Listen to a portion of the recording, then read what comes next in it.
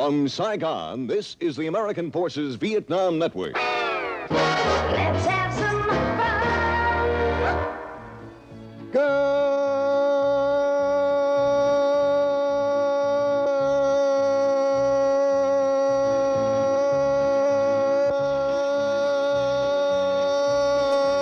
Good morning, Vietnam. Welcome to the Dawn Buster. Beneath its snowy mantle cold and clean, the unborn grass lies waiting for its coat to turn to green. The snowbird sings the song he always sings. Tonight, a personal report by the Daily Mirror's special correspondent, John Pilger. Vietnam, 1970. The front line.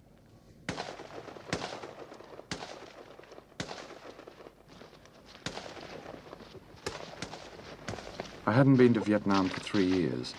The war, after all, is a bore, so why go back? What is there left to say? Surely we've seen it all on telly. But our boredom has not made the war go away, so I've come back for the final act. No blood, no atrocities, just the rejection of the war by those sent here to fight it. Just the quiet mutiny of the greatest army in history.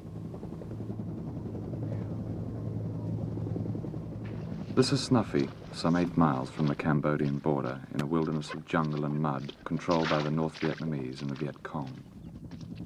Snuffy is a beleaguered fort, defended by the 1st Air Cavalry Division. The scene there looks so familiar, like a faded snapshot of another war we wish to forget half a century ago, with its trenches and mud and barbed wire and boredom and young men and their puppies. Snuffy is important because it's the end of the line for the grunts. They are the 18-year-old drafted kids, the national servicemen on whom the entire army depends. They are the ones to whom the buck has finally passed, from the president and the Pentagon and the career men who catch colds in their air-conditioned command posts. Out of 400,000 American soldiers in Vietnam, only 80,000 fight, and almost all of them are grunts.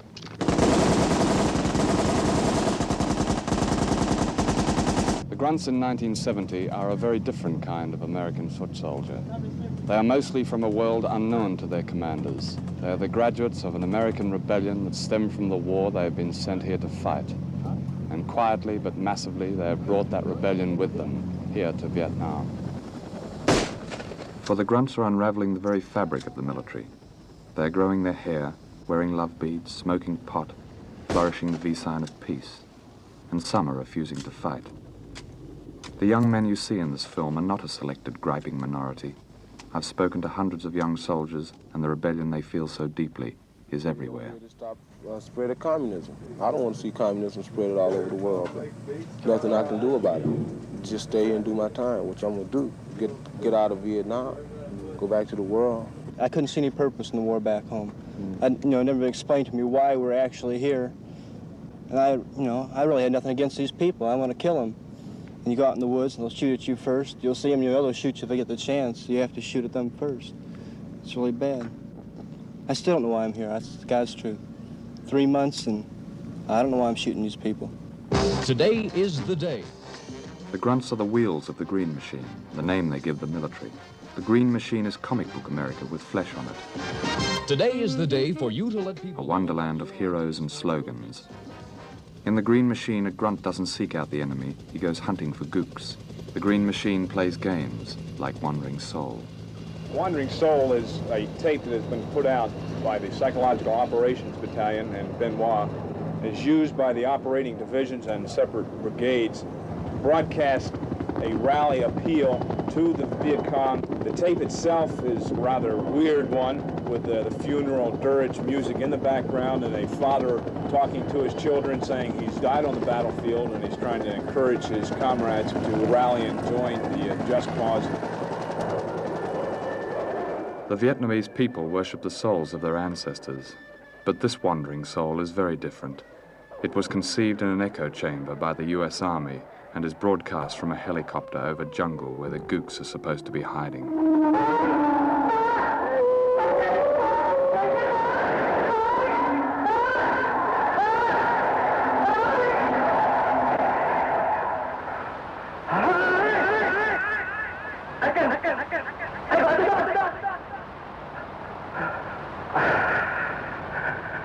Con tôi Vợ tôi kêu tôi ra.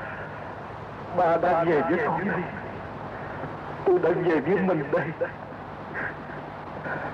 Nhưng tôi còn đâu mảnh hình hài nữa. Tôi đã chết rồi má con bay ơi.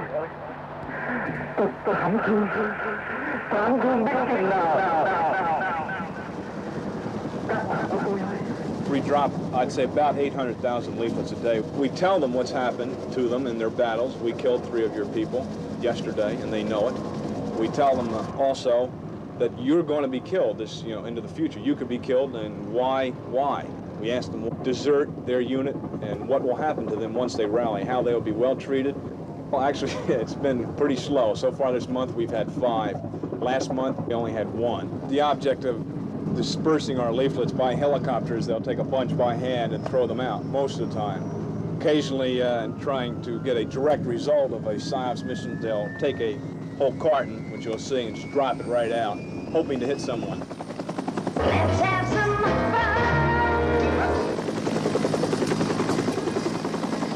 You've got pride, and you're really proud of what you're doing and proud of seeing what you have done in the past. And this division has lived on a proud heritage.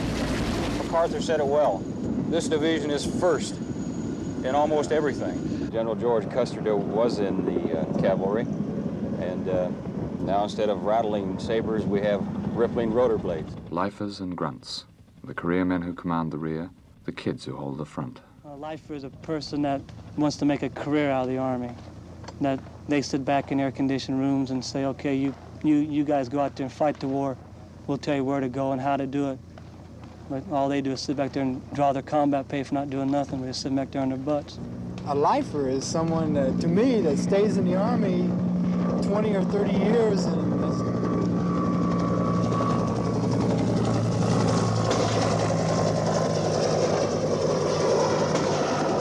20 or 30 years, and that's just his job. When you come in the Army and you're a grunt like us, well, we're just out in the boonies, humping the big pack and all, fighting the Viet Cong and the NVA. Who does the fighting, the grunts or the lifers? The grunts. There are some lifers out there with us, but they don't see too much action on. Very few. Lifers are always in the rear trying to run everything out in the field. The grunts out there trying to do the best you can. Like the lifers is say like they're back here and like they say go to this hill and this hill. They don't look at the terrain and everything and how rough it is and everything. And the grunt's the one that has to go through all the hell. Grunt has to do the fighting. Yes. Out on patrol, 28 days out in the boonies, the green machine jargon for the bush, where the Indians are. Days of boredom, seconds of terror, a mile a day, waiting to be shot at, waiting to step on a mine, boring waiting.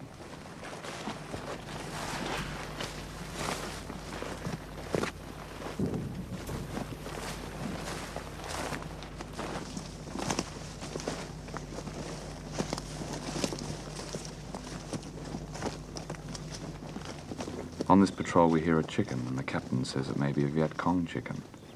No lifer in his helicopter can kill that chicken. Only the grunts can kill that chicken, and its owner.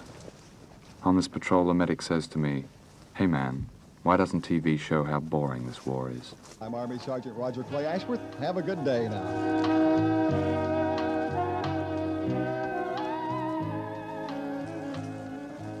The difference between a lifer and a grunt is the lifer is supposed to know the why of it, and the grunt thinks there is no why of it. He's just over here, and we all count it in days. We can almost every one of us tell how many days we have left to do in Vietnam. When you're out on long-range patrol with this sort of new kind of grunt, do you give orders or do you sort of enter into discussions? It's a combination of both. It's not near as many orders as I thought it would be. There's an old saying in the United States Army that you don't tell an American soldier, you tell him why. And I didn't believe it as much until I came to Vietnam, and I've had several times when I thought my people were being insubordinate because they wanted to know why, or my NCOs thought they were being insubordinate because they wanted to know why. And maybe because of the emotions of the time, I had to say, "You'll do it, damn it," because I say you'll do it. If I had to do over again, I would go to jail. For one thing, in California, the max usually that you're going to get is 3 years. Okay, what's 3 years in the jail compared to 2 years in NAM or 3 years in the Army? I don't really think that there is going to be another generation of American soldier. I think that people are just tired of it. There's, you know, there will be people in the Army, but the people that really feel strong on it aren't going to go in. Radio Miss America from Birmingham, Michigan,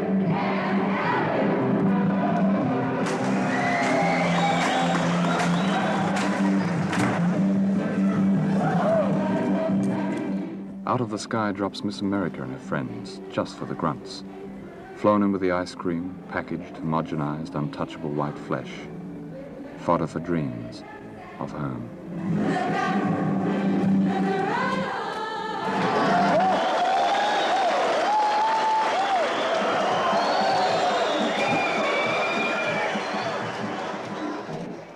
Thank you. Office and the troop counted the months, weeks, and days until we could be here with you. And as you can see, we've made it. During our generation, we've heard the sounds of rockets in space, the miracles of science and medicine and surgery, the voices of men on the moon, and the youth of our America and some of yesterday's great and forever living semi-classics. And now that we're here, let's get down to that business we've been talking about. There'll be no sitting around and wondering as we bring you our sound.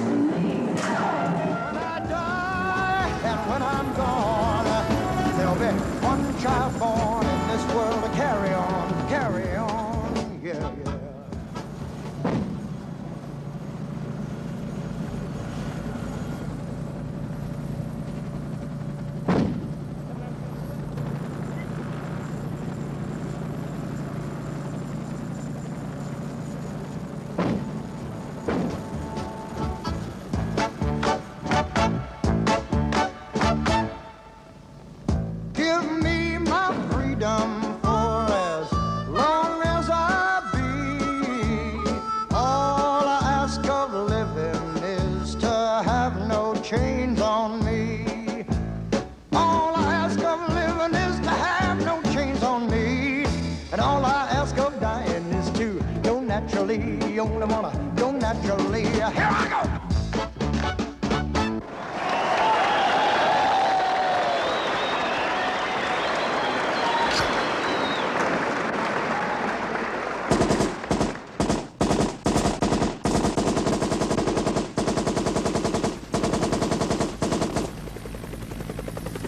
The grunts are dying. At a level acceptable to both the American military and the American public. Another 65 this week, about the same next week, and the next, and the next, until the very last American division, combat division, is withdrawn. And so far, for all the words from Washington, only paper soldiers have gone home. The war isn't over, but it is ending. It is ending not because of the Paris talks or the demonstrations at home. It is ending because the largest and wealthiest and most powerful organization on earth, the American Army, is being challenged from within, from the very cellars of its pyramid, from the most forgotten, the most brutalized, and certainly the bravest of its members. The war is ending because the grunt is taking no more bullshit. I just don't like, I just can't take too much pressure from the Army, you know. What happens to an unpopular officer out in the field? Mostly unpopular officers, from what I heard, if they mess with a grunt too much, they get shot out there. A friend of mine, captain, kind of got shot in the back. What was he doing? What was the captain doing to deserve being shot in the back? From what my friend said, he was telling them just go on through, and well, they were getting hit pretty bad, and he was telling them just keep on going. They said no. He kind of got shot. Well, yeah, there's a lot of mistakes, but, you know, the grunts, don't always do what the captain says, you know. We got, see, the captain will stay back, he'll tell a platoon or something to go out so many 100 meters, you know. We don't do it. We only go as far as we get out of sight, sit down, and come back in. We don't want to hit contact. That's one thing we don't want to hit.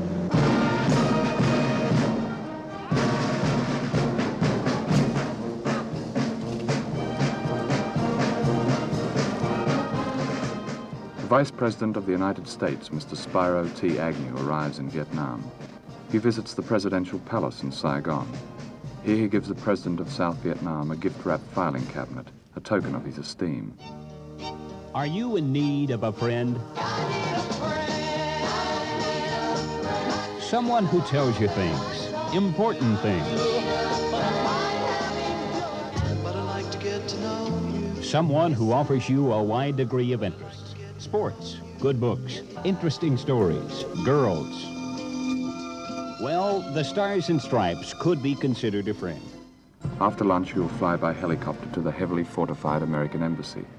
There he will meet the American ambassador and American generals and pass out ballpoint pens and posthumous medals. Tomorrow he leaves Vietnam, having been assured that all is well. He will meet no grunt. A few months ago, when I was in the United States, this letter was given to me by a woman who lives in a small town in Ohio. The letter was written by her son Kenneth while he was serving in the infantry in Vietnam. I'd like to read it. Hello, Mom.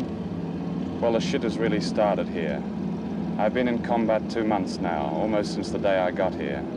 I'm so confused about it, all I think some days is I'm going crazy. These people, the gooks, hate me, hate us all. So why am I almost dying for them? All the guys who are putting themselves on the line are grunts like me.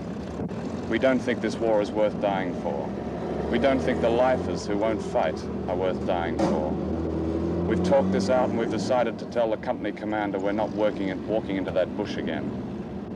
At least we'll go to jail where it's safe. The afternoon Kenneth wrote that letter, he was killed. The telegram his parents received said he had died a brave man while storming a Viet Cong bunker.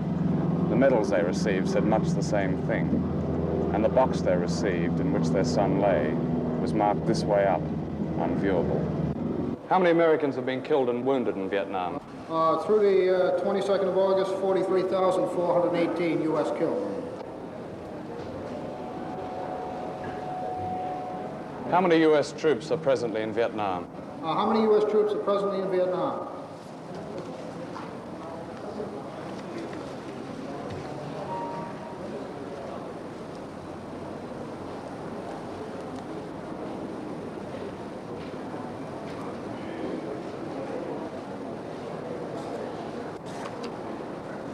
As of 20 August, 403,700. Of these, how many are in ground combat? That is, they are likely to go out on a long-range patrol. We don't break them out that way. We say that approximately 60% of our forces in country are in either combat or combat support units. Would a figure of 80,000 be near? A figure of what? 80,000? I don't really know off the top of my head. I'd have to take that question. Do you have a proportion of this for drafted men in Vietnam? No, we have no proportions on what constitutes breakout of draftees or enlistees. There possibly may be at the Department of Defense. We don't have it here in country. How many American casualties have been caused by mistake in the field? Do you have a figure for that? I'm sorry, I don't understand your question. How many American casualties have been caused by mistake or accident, either in the field or on the base? You're asking me for how many casualties by mistake or accident? Yes. I don't have the statistics here, I don't believe, but would you rephrase the question because I don't quite understand. Well, for example, when a man is killed by a friendly rocket, that is a mistake. How many people have been killed by mistake rather than have been killed by the enemy? I see. You're excluding. You're now excluding any accidents like aircraft accidents or automobile accidents of this type. No, including all those, all accidents, all mistakes. I don't have those statistics. There's no breakdown. I'll find out for you.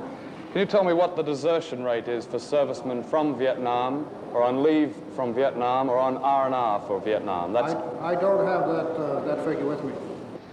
What you have just seen is the daily press briefing for correspondents in Saigon. There are 444 of us here this week, although very few bother to come to what is called the 5 o'clock follies. The reason they don't come is that they don't learn very much here. For 5 years, the follies have gone on with much the same theatrical staying power as a West End farce. Every day, the same evasions, the same euphemisms, the same jargon. For ordnance, read bombs. For interdiction, read blasting away at nothing in particular. The other week, the firebase ripcord had to be evacuated. It was perhaps one of the major defeats of recent months. It was referred to here as a redeployment of troops. I've heard it said that the object of the follies is to lull the press into laziness and boredom. Just give them the old body count and they'll print it. And it's interesting that no major American newspaper ran the story of the massacre of Pinkville until competition forced it to. And one TV network is still using the same battle film over and over again. Perhaps this is why the war is such a bore. My name is Colleen and I'm from Wisconsin. Anybody here from Wisconsin? No, with all you people? As part of GAP, the Grunt Appeasement Program, at least that's what the grunts might call it, the donut dollies arrive at Snuffy. Donut dollies are girls of the American Red Cross, sent to the front line to play games with the grunts. Good, clean novelty games, like Monopoly, Quizzes, and Blind Man's Bluff. Okay, what we're going to do is ask you, toss some questions on trees, okay? Here comes the first question. Who cut the wilderness trail to Kentucky? Daniel Boone, this side.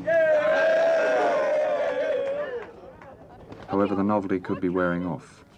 The other day, a donut dolly was blown up by a grenade, and another was stabbed to death by grunts. This one nobody's ever gotten, so it's going to be 20 points. What is the name given to the byproducts of the forest, such as turpentine and resin? Sundries. What? Sundries.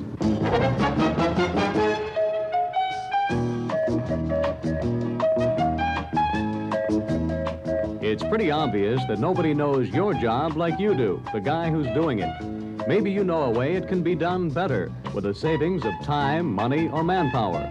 Don't sit on your good idea. Spell it out in writing and submit it to your services suggestion program. I suppose some of you watching this film will say it's peddling the anti-American line yet again. Well, perhaps another kind of person could make another kind of film. But I've lived in America and I've been in the mud of America's war in Vietnam. And I do know that thousands of young American soldiers, like the grunts of Snuffy, are fighting an enemy that isn't called Gook. It's called the U.S. Army. And that takes guts. Out on patrol, one of my friends was the medic. And when I was leaving, he said to me, "Hey man, tell them back in the world we're coming home. And we're never coming back." I don't like violence. I try to stay out of much violence as I can, because violence is something violence is nothing to play with. You got to live your life the way you want to live it. If you want to live it in violence, you live it in violence. If you want to live it in peace, you live it in peace. And that's how I live my life, peace. There's a woman traveling with two men. They opened fire on us, we had to shoot back, you know. I think it's bad to have to kill women and children, but over here it's necessary. Definitely against violence, but, you know, it's just a 2-year span. I go back home, back to the old ways.